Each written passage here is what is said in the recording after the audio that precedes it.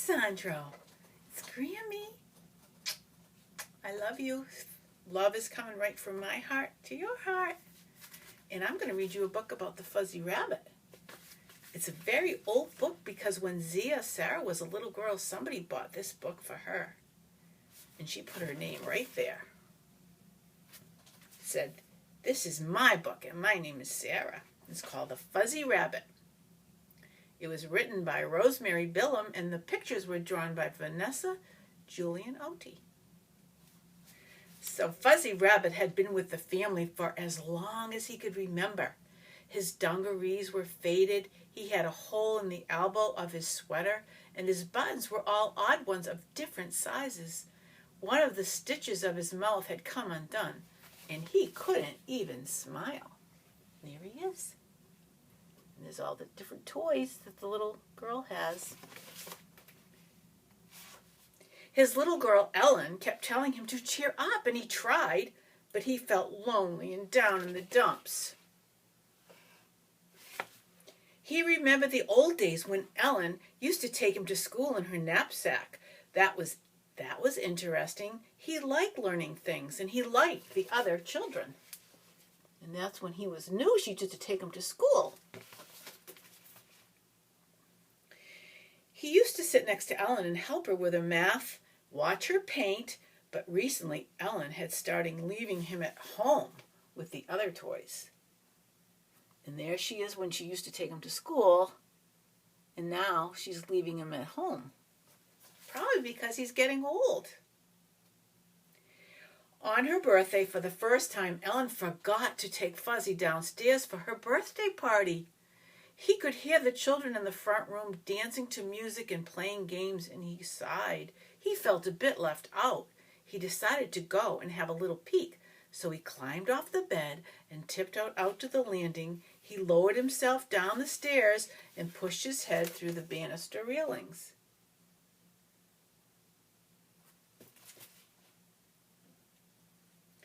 He could see Ellen opening her presents. There were pieces of wrapping paper and bits of ribbon and cards and envelopes all over the floor. And Fuzzy never had seen so many presents. There were cries of happiness as Ellen opened up a box and took out a pink doll with curly hair and shiny black shoes. Fuzzy thought that she looked like a perfectly ordinary sort of doll. And there's Fuzzy looking at the children. And all the presents and cards.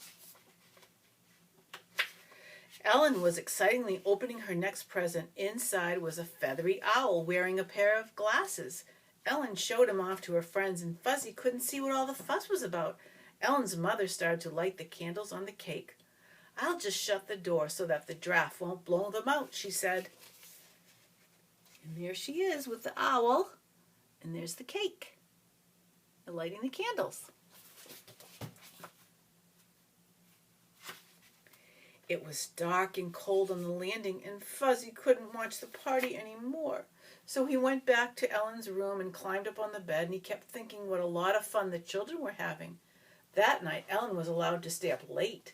When it was time for bed, she had to get out of her party dress and into her nightgown very quickly.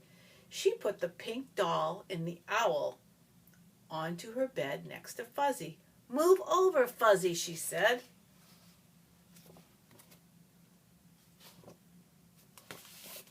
Poor Fuzzy. Fuzzy wished the new toys didn't take up so much room. He nudged the owl to make him move over a bit. The owl pecked him. Fuzzy didn't think that was polite. Fuzzy hoped Ellen would see that he was being squashed. But after saying good night, she went straight to sleep because she was so tired. "Excuse me," he whispered to the pink doll, "but I need a bit more space." She pretended not to hear him, and Fuzzy gave her a push, and she pushed him back, and Fuzzy fell over the side and rolled underneath the bed.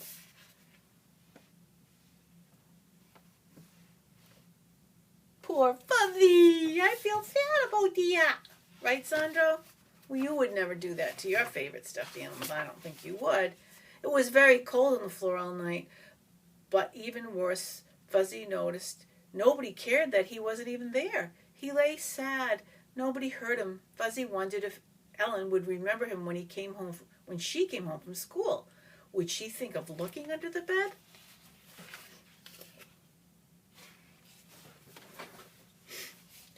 At 4 o'clock, Ellen's friend Mary came over to play. "What shall we do this afternoon?" asked Mary. "Let's play nurses." They got out Ellen's nursing kit and uniform from the dresser. The girls put all the toys into the hospital, but Ellen wasn't happy. Something wasn't right. Something was missing. "Where's Fuzzy?" she said. The girls searched the closet, behind the curtains, under the bed covers. "He's lost," said Mary. "He must be hiding," said Ellen. She looked under the bed. "Fuzzy, what are you doing down there? You're all dusty." Ellen picked Fuzzy up and gave him a hug.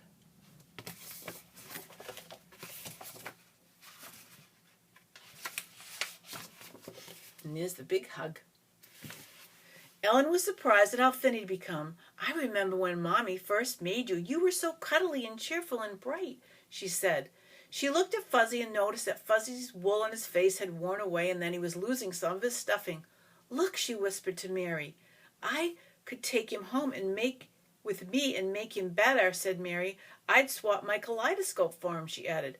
Fuzzy was suddenly very frightened. Mary was quite a nice little girl, but he didn't want to go and live at her house. What would Ellen say? I think Ellen really loved Fuzzy, don't you, Alessandro?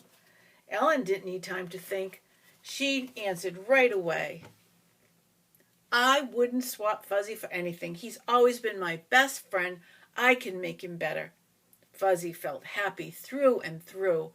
Mary took his temperature and made charts for all the other patients while Ellen threaded a needle for the operation.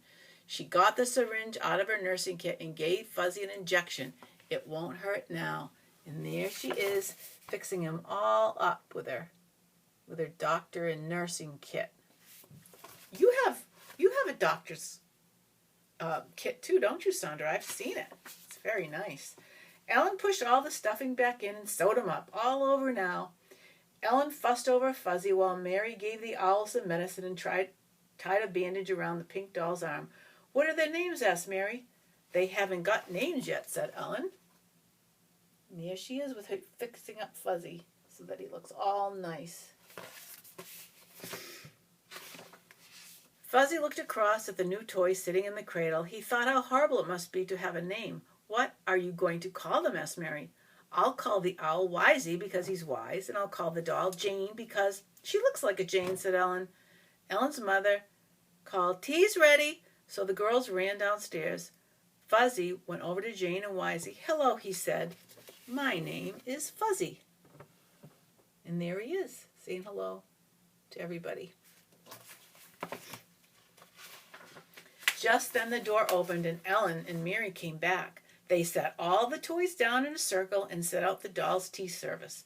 Mary poured the orange juice and Ellen sliced the birthday cake. She gave Fuzzy the biggest piece because he'd been so brave. "It's nice to have friends," thought Fuzzy, smiling.